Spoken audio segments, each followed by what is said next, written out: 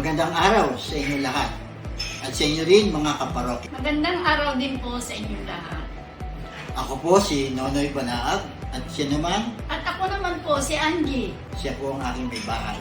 Kaisa sa pagdiriwang ng Amores Laetitia ng Good Shepherd Parish, ang Commission and the Family ay gumawa ng programa na sumasalamin sa iba't ibang mukha ng pamilya na kung ating susuriin, ang bawat pamilya ay may kanya-kanyang pagsubok na hinaharap na pinagdadaanan at dala na siguro ng hamon ng Panginoon, patawarin mo po sila dahil hindi nila alam ang kanilang ginagawa. Ito ang mga wika ng ating Panginoon nung siya'y nakabayubay sa krus. Ano nga ba ang kahulugan ng pagpapatawad?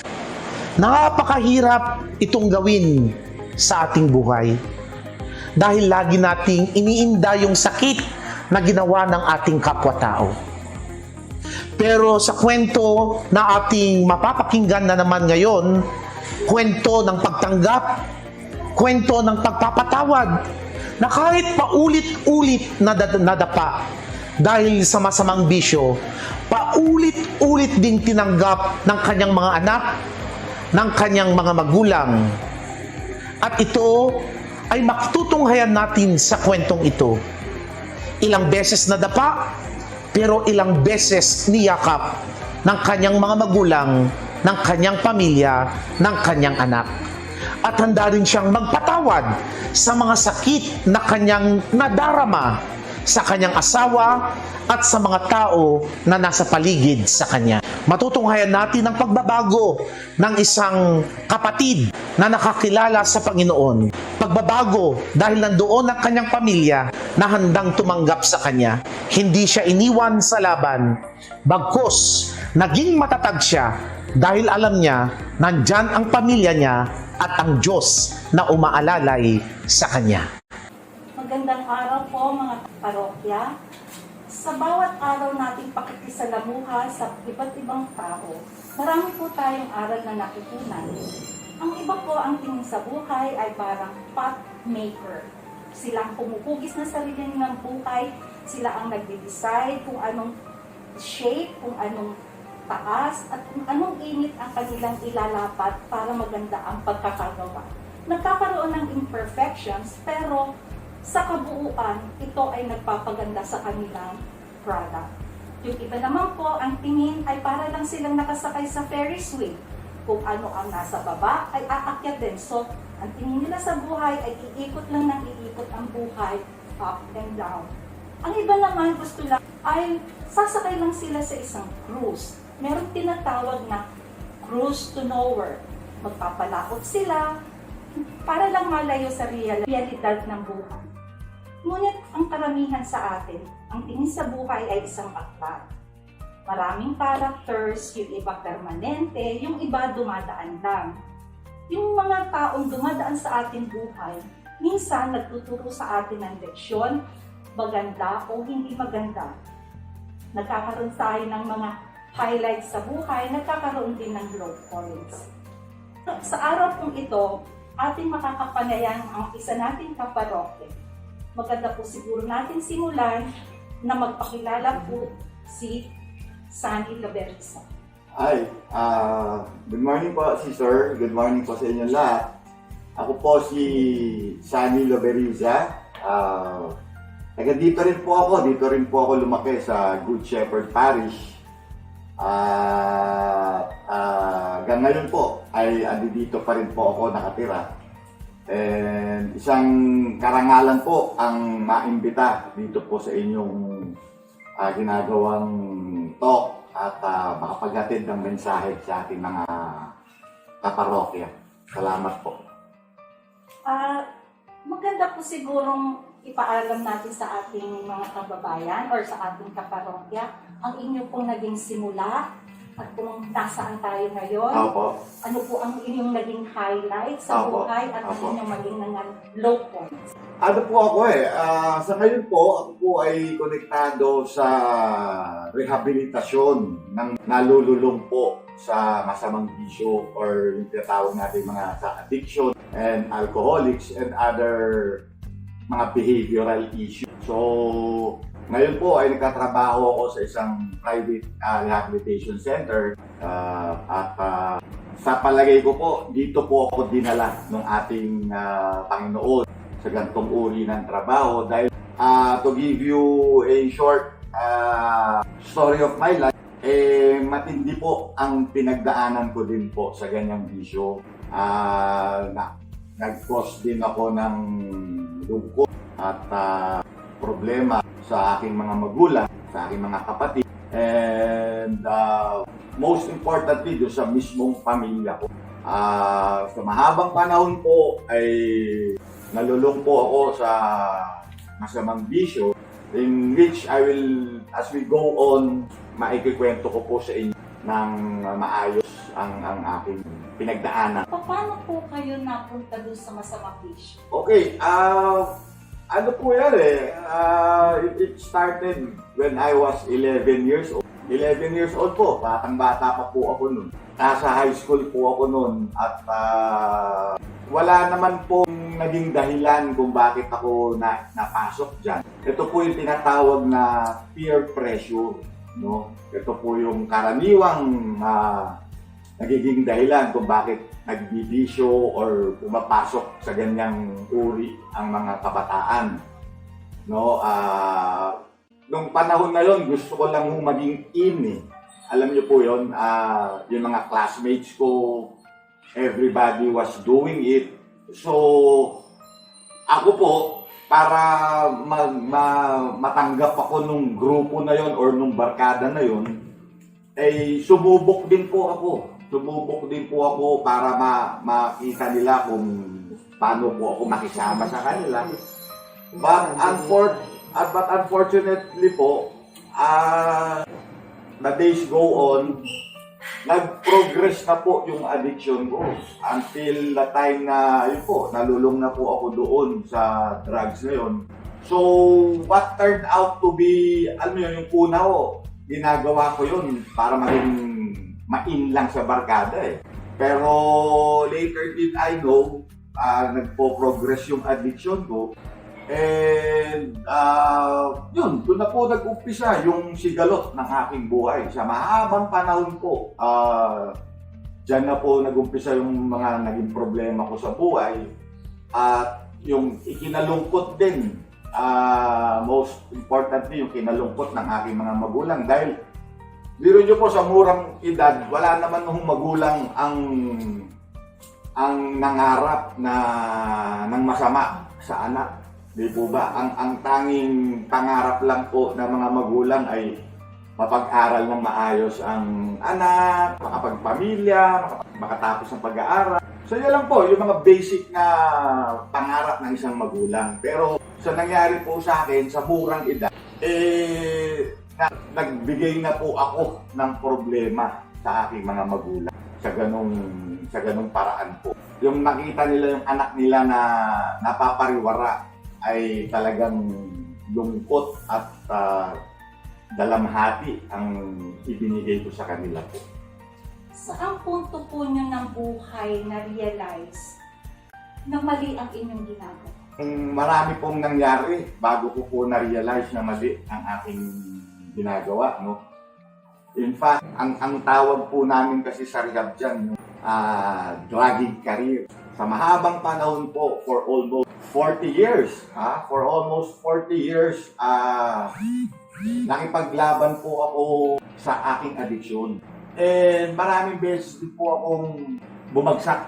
At maraming mga pangyayari po sa buhay ko na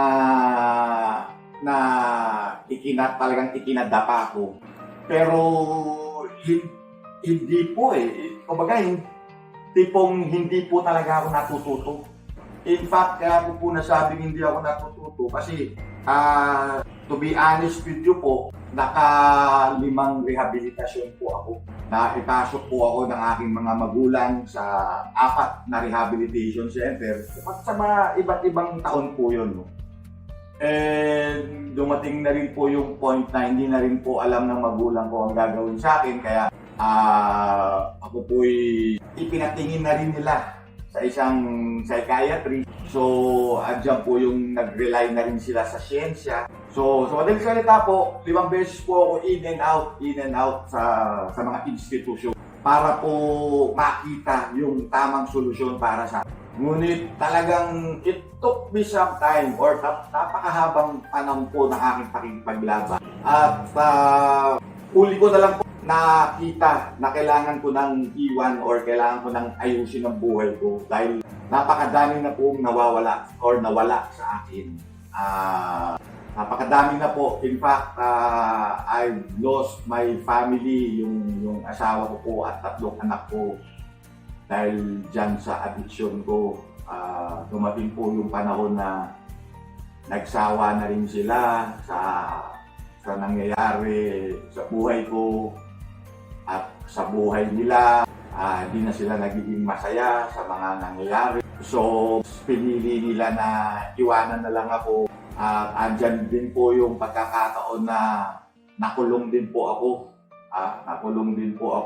At naranasan ko po yung piitan. Marami pa pong mga bagay ang mga nangyari sa akin. Over 40 years, nakipaglaban ako dyan sa drug. Wala pong nangyaring maganda sa akin.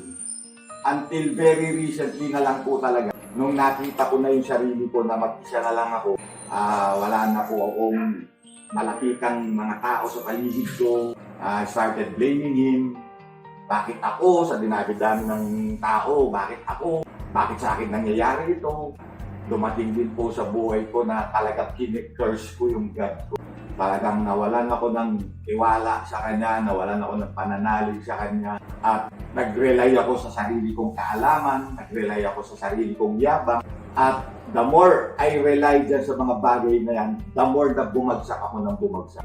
And nung bumagsak ako na yun, doon ko nakita yung Kanyang power and might, no? yung Kanyang lakas na during the lowest time of my life, there He was, kaantay sa akin, pakumbaba na bumalik sa Kanya. So far naman po, sa ngayon, nagiging maayos ang buhay ko, nagiging masaya ako kung ano yung meron ako. Unlike before, talagang wala ho akong contentment dati. Alam nyo, lahat ng bagay, lahat ng sarap sa buhay, gusto kong makuha. Pero the more na gusto kong gawin yun, the more na bumabagsak lang. Yun nga lang, the problem with addiction kasi, after some time, kasi recovery will bring the best in a person eh. Babalik sa kanya lahat, yung tiwala, muli kang makakabalik doon sa bahay na ginagalawan mo. In fact, I always remember the story of the prodigal son. No, I always compared myself to yung sa prodigal son nga na talagang when he came back doon sa father niya, he was accepted, he was forgiven. And pinaghanda siya. Ganon din naman ang nangyari po sa akin. Talagang every time na I ask forgiveness doon sa parents ko, talaga naman tinatanggap nila ako with open arms eh. Yun nga lang, ang problema kasi ng addiction, sa maliit na panahon, mararamdaman mo yung bait, yung sarap being inside the family. But after some time, lumalabas na naman po yung dating buhay, nagiging complacent na naman ako. So I am able to go back again to my old ways. So doon na naman po nag-uumpisa yung sigalot na naman ng aking buhay. Every time na nakakatikim mo ako ng drugs, talagang bumabagsak po ako. And dumating po nga sa buhay ko yun nga, yung talagang naramdaman ko na rin na nagalit sa akin ng magulang ko, mga kapatid ko. At wala na rin po talagang nangyayari sa buhay ko noon. Talagang wala na nangyayari. Kapag iwanan na ako ng panahon, iniwan nga ako ng asawa ko and my 3 kids. They all went to Canada. And for a while, balik na naman ako kay God, di ba? And God has been blessing me nung mga panahon na yon. But again, naging overcomplacent na naman ako. Hindi ako natuto doon sa past ko. Doon sa mga masasakit na nangyari sa akin, hindi pa rin ako natuto. So what happened was, after some time, bumalik na naman ako sa drugs. And gano'n na naman. So gano'n lang ang naging routine po ng buhay ko. Babagsak, babangon. Pag hindi ko inalagaan, babagsak ulit, babangon. And ever since my childhood, nakapag-aral po ako sa isang Catholic school sa Malate Catholic School. And lahat naman po ng basic catechisms about the Catholic faith, itinuro sa akin. So, lumaki po ako na may pananalig, no? Ano lang siya mababaw yung relationship ko sa kanya. Tinatawag ko lang siya pagka mayroon na akong problema or pagka di ko na alam ang gagawin ko, tsaka ko lang siya maaalala. Pero during na maayos or maganda ang tinatakbo ng buhay ko, wala naman akong kinikilalang Diyos So, gano'n ang relationship ko sa kanya Diyos ko lang siya pag may problema ako. Pero during the high moments of my life, hindi ko naman siya dinadasalan, hindi ko naman siya, yes. And ako naman, nagsisimba ako tuwing linggo kasi nagagalit ang nanay at tatay ko or ang nanay ko pag di kami nagsisimba So, kumbaga, it became parang obligasyon lang tuwing linggo na magsimba, ganon, para to please my parents, to please my mom, ganon. Other than that, mababaw yung reasoning ko para para magsimba. Yun nga, babangon ako, mararamdaman ko yung pagmamahal niya, I feel I'm so blessed. Tapos, pababayaan ko na naman siya, iiwan ko na naman siya, i-blame ko na naman siya kung anong masamang nangyayari sa akin. Tapos, ando na naman ako, pag sa lowest point na ako, I'm running back to Him. Ito na naman si God, naka-open arms sa akin. So, ganun lang naging relationship ko sa Kanya. In fact, hanggang ngayon naman po dahil sa tagal-tagal ko na ng pagdadrugs, nakita ko na rin kung ano yung dapat kong gawin dyan sa relationship na yan, do sa God ko. Sa amin po, sabi ko nga po kanina, nabanggit ko nga po kanina na naging advocacy ako na nga rin po yung pagtulong sa ibang nalululong sa bisyo. Almost 4 years na rin po ako nagtatrabaho sa isang drug rehabilitation center. And ang parati ko rin lang pong sinasabi dun sa mga residente. Alam mo, hindi nyo basta-basta naiiwasan nga yung drugs or hindi tayo basta-basta makakaiwas sa drug. Kasi ang drugs will always be there Ang importante po, yun nga, yung what I have now, it's between me and my God. Yun po yung tinuro sa akin ng pagre-rehab ko. It is a personal relationship doon sa God ko na regardless of kung ano pa yung past na nagawa ko, regardless kung ano pa yung mga maling bagay na nagawa ko, I know for myself na pinatawad niya na ako. And more importantly, alam ko sa sarili ko na napatawad ko na rin yung sarili ko. No? And now, yun yung sasabihin ko ba ngayon na completely nag-convert na ba ako sa pananalig ko sa Kanya? Hindi pa. Ang akin ngayon, I am a work in progress. Yun po yung pinaniniwalaan ko ngayon na every day is a new day for me to get closer to my God. Yun po yung relationship ko sa Kanya. I'm still the same old Sunny, di ba? I'm still the same old Sunny na capable of doing bad things. Pero deep inside my heart, alam ko na andyan si God para baguhin ako. Para everyday maranasan ko yung pagmamahal niya. Sa sobrang dami ng hindi magandang nangyari sa buhay ko, I always believe na andyan si God para sa akin Ako lang talaga yung pilit na lumalayo sa Kanya.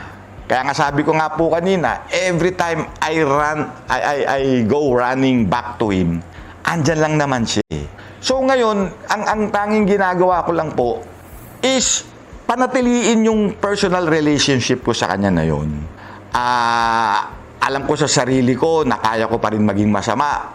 Pero every day I pray na God give me a humble heart. God give me the wisdom, di ba, to know the difference, to understand what is happening to me.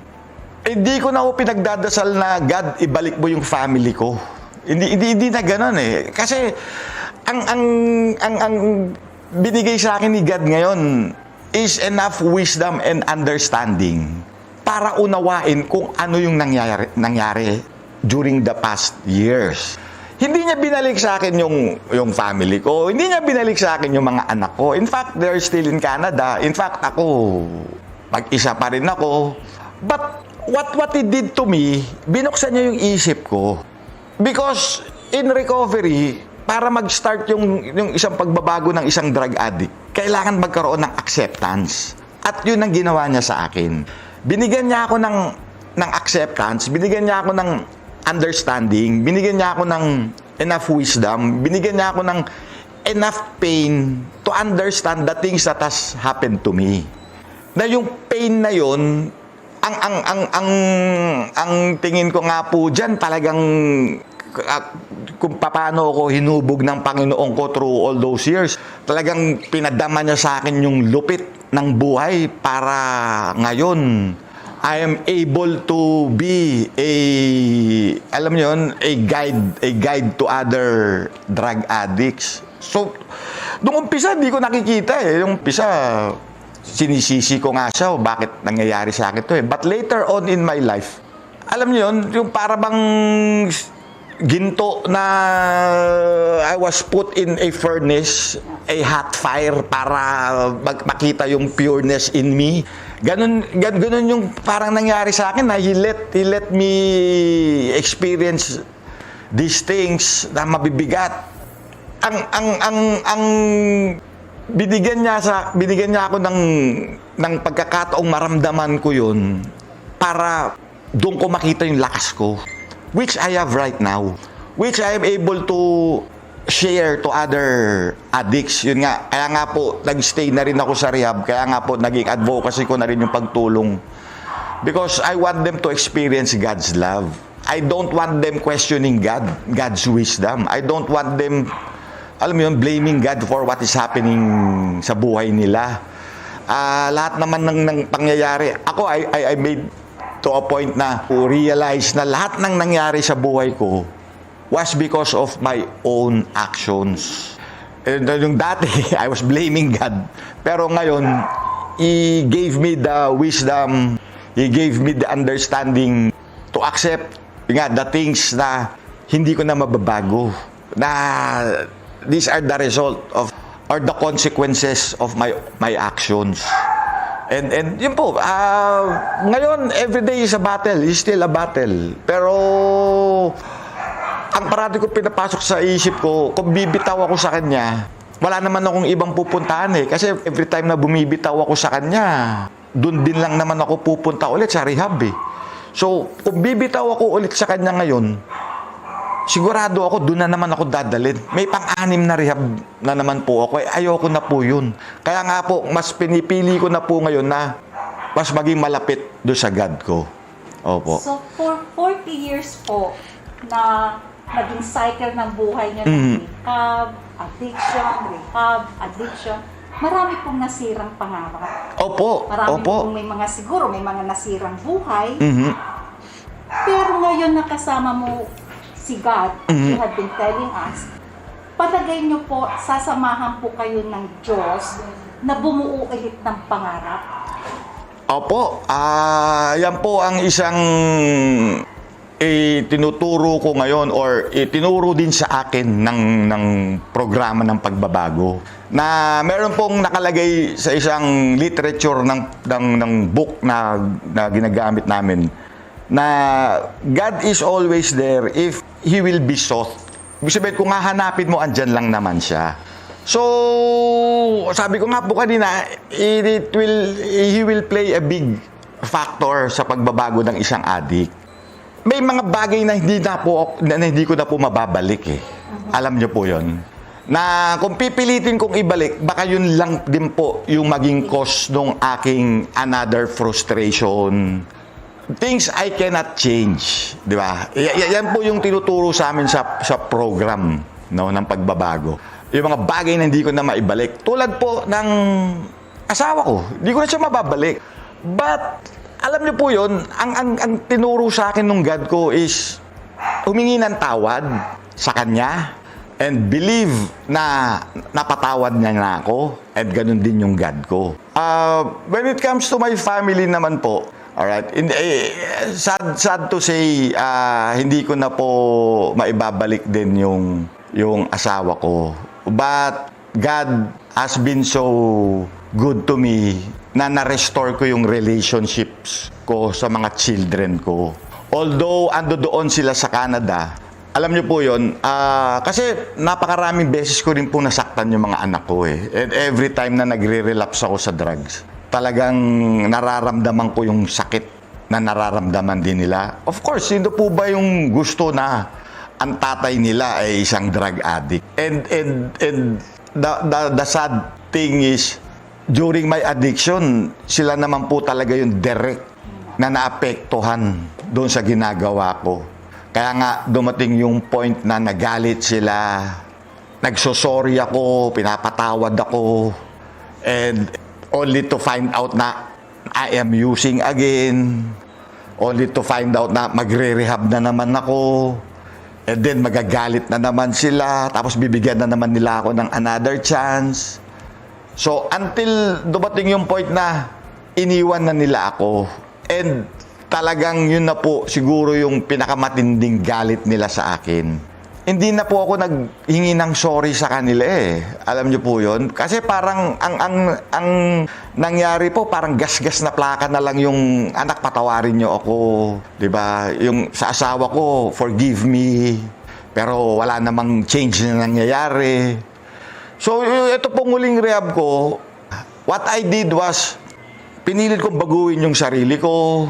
Pinilit kong ayusin yung buhay ko. By the grace of God, nababalitaan nila yun eh.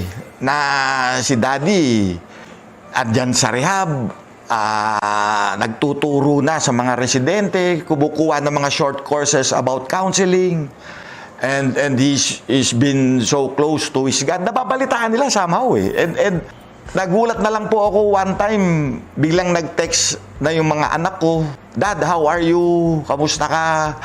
We've heard so many things, good things about you. Keep it up. So, yun po yung grasya na binigay sa akin ng Panginoon ko eh. Doon ko po nakita yung forgiveness na among my children. Sa wife ko po, honestly, hindi pa po kami nakapag-usap ng maayos eh, with regards to what happened. Ang priorities ko ngayon is my recovery. Kasi kung hindi ko bibigyan ng priority yung pagbabago ko, babalik ko man ng anak ko, babalik ko man yung asawa ko, or babalik ko man yung mga magagandang bagay sa buhay ko, kung hindi ko uunahin ng recovery ko, mawawala rin ulit to eh. So, yun po, I'm taking it one day at a time, trusting God, trusting yung grace and mercy ng God ko, believing na I have been forgiven, at dyan na na-restore ko yung relationship sa mga anak ko. I think for now, that is enough for me. Tama na po yun na yung sa akin po kasi being a struggling drug addict, yung hindi po ako tumira ng isang araw, napakalaking bagay na po sa akin noon. It is a grace from God already. And every day is a struggle. Kasi nga po, sabi ko nga po sa inyo kanina, andyan lang ang drugs eh. Ang dali-daling bumalik, but ang hirap-hirap, alam mo yun, bumangon ulit. So, ngayon nagkaroon na po ako ng importansya. Mas importante na sa akin yung pagmamahal, yung kapatawaran na ibinigay sa akin ng mga magulang ko. Which is blessed na sa pagtanda ko na ito, I'm 53 years old. Kasama ko pa rin po ang daddy at mommy ko. And every time na ako'y nadadapa, andyan po yung pagmamahal ng nanay at tatay ko. Talagang every time na I fall down, every time na I am in pain, Ultimo sila yung sinasaktan ko nung una, pero every time na andun na ako sa dulo ng adiksyon ko, sila yung tumatanggap sa akin with an open arm. Ngayon po, yun po yung ipinagpapasalamat ko sa God ko, na kapiling ko sila. I am able to return yung pagmamahal ko sa kanila. Alam ko na sa nangyayari sa aking pagbangon ngayon, sila yung unang mga tao na natutuwa at alam kong nakakapagdulot ako ng kasiyahan sila sa ngayon. Kahit na sa mga, alam nyo, even in their old age, nararamdaman ko po yung saya nila. Pag nagkwekwentuhan kami, pag magkakasama kami sa hapagkainan, which na hindi ko naman ginagawa before eh. Wala akong relationship na ganun sa parents ko eh. But ito po yung grace ng God sa akin. And ganun po ka-importante yung relationship ko sa God ko ngayon. Opo. So ngayon po na nasa tingin nyo ay you are already treading the right track ng buhay, no? Nasa tama na kayong daan. Sa bawat libro ho ng buhay, merong page ng thank you message Opo. or dedication. Opo. Paano nyo yun po isusulat at kanino nyo po ihahanda? Sa Panginoon ko, I would like to thank God for showing me the way through all these years. Alam niyo yun, kahit inayaan niya akong tahakin yung kwento ng buhay ko, yung mga masasaklap, 'di ba? At alam kong nasasaktan ko siya noong mga panahon na yon. But hindi niya ako sinukuan eh. Alam mo 'yon? Sabi ko nga sa sarili ko, God really works in a very mysterious ways. Alam niyo 'yon? Inayaan niyang ma-experience ko yung masasaklap. But siya rin naman yung, alam mo yun, halika na, pagod ka na. Alam mo yun, yung nagsasabi na, tama na, Sunny, pagod ka na. Kakargahin na kita. Galol, di mo na kaya. And nung kinarga niya ako, hindi niya na ako pinabayaan eh.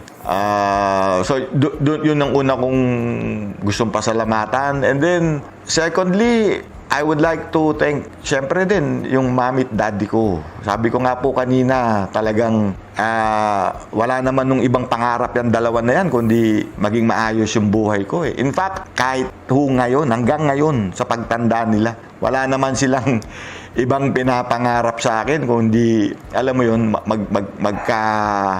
magkahiwa-hiwalay kami nang nasa maayos ako. Yun lang yung siguro. In fact, yung mami ko, yan ang parati siya sabi sa akin, minsan hindi niya ako tinanggal sa dasal niya ni mom and dad ko. Talagang pinagdasal nila ako through all those years. So, kaya ngayon nga, bumabalik ako sa kanila eh, sa mami at daddy ko eh, kasi sila talaga yung naapektuhan doon sa nangyari sa akin. So, yan po yung tatlong importanteng gusto kong pasalamatan din. Opo. Ano po ang inyong panalangin sa araw-araw sa punto ngayon? Opo, wala po akong ibang ipinapanalangin sa pang-araw-araw kundi yung bigyan lang ako ng kahinahunan ng pag-iisip, no, yung serenity or peace of mind. Isa rin po sa panalangin ko is patuloy niya akong bigyan ng kababaan ng puso. Kasi ako po bilang drug addict, ang isang bagay po na nagpabagsak sa akin is yung kayabangan ko. Naging makasarili ako, self-centered, lahat po gusto ko pansarili lang. So, ngayon po, yan po yung mga basic na hinihingi ko sa kanya. Humility and honesty and alam yun, magkaroon ng pagmamahal sa puso. I don't ask for riches na eh. Alam nyo, I don't everyday na maging malakas ako sa pag-iwas doon nga sa kalaban ko sa buhay. Halimbawa, maimbitahan ho namin ng inyong pamilya na manood programa na to. Ano po ang gusto niyong iparating sa inyong asawa? So, mensahe ko sa kanya, in fact, I've been doing this couple of years. In fact, iba na rin po kasi yung sitwasyon niya sa abroad. I pray for her happiness. Sana maging totoo yung love sa puso niya. I pray for her safety, for her guidance. Ganun na, puro magaganda. Dati, ano yan eh. biniblame ko siya or yung binumura ko siya, gano'n. But ngayon, I happen to tell God na bless mo yung bagong relationship niya, bless mo yung pagmamahalan nila. I even pray for the guy. So, yun yung grace sa akin ng God ko, na I'm able to accept these things sa buhay ko. Sa mga Opo. anak niyo po? Sa mga anak ko, mahal na mahal ko sila. Mahal na mahal ko yung mga anak po na yan. I know I've hurt you so many times. Kung I was an absent father, wala ako doon during the most important things in your life, no? In fact, hanggang ngayon, nagkaroon na po ako ng apo doon sa panganay ko. And ang pinagdadasal ko ngayon sa God ko is bigyan niya ako ng pagkakataon na mahagkang ko man lang yung apo ko. Yun na po yung dasal ko sa kanya. But of course, ang dasal ko kasi ngayon, if it is your will, so be it. Di ba? Kung hindi naman, salamat din po. Mahal na mahal ko kayo, Paulo, Justin, and Isabella, and of course, yung apo ko, si Jaylen, and yung daughter-in-law ko, si Paige, no? Nalulumbay ako sa inyo. Gusto ko kayong makasama, gusto ko kayong mahagkan ulit. But again, I leave this all to my God. Asa sa Kanya yan. Kung bibigyan niya ako ng pagkakataong, alam mo yun, mahagkan sila at makasama ulit. Kahit panandali ang panahon man lang, marami pong salamat. Pero kung sa tingin niya na mas makakabuti na hindi na kami magkita-kita, nagpapasalamat din po ako doon. Pero one thing is for sure, mahal na mahal ko po yung mga anak ko na yan. At sa huli po, sa inyong magulang na hindi po matatawaran ang binigay sa inyong suporta for 40 years. Ay, grabe po yan. In fact, hindi lang po 40 years. 53 years. 53 na po ako eh. Binigyan ako ng buhay niyan. Sabi ko nga po, wala naman ibang pinangarap ang mga magulang ko, kundi maging maayos lang ang buhay ko eh. But early in life, I was a disappointment to them. Alam mo yun? So, talagang matindi po yung lungkot na naramdaman nila sa akin. But galit, normal na po siguro ang magalit. Pero alam nyo po, yung mga magulang ko hindi nagtanim ng galit talaga sa akin. Galit sila doon sa mga ginagawa ko. Pero being the person that I am, mahal na mahal po ako ng mga yan eh. Kami naman po magkakapatid.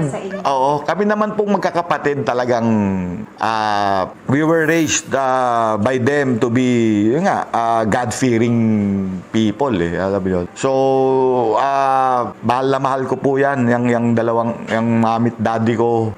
Marami pong salamat sa mga taon na talagang nagtiis kayo. At rest assured, yan din lang po yung pinangangalagaan ko ngayon. Ayaw ko na po kayong saktan ulit. Kaya ako po talagang I'm doing everything para iwasan na yung bisyo na yan. And mas lalo kong ilapit yung sarili ko sa pag-aalaga at pagmamahal ng God ko. Gusto lang po namin ipaalam sa inyo, Brother Sunny, nakasama po kami sa inyong panalangin, sa inyong patuloy na pagaling, at maraming salamat po sa pagbabahagi ng inyong kwento at sa tiwalang ibinigay niyo sa amin. Maraming salamat din po at ako po'y masaya na makapaglahad din po ng aking mga karanasan. Salamat po.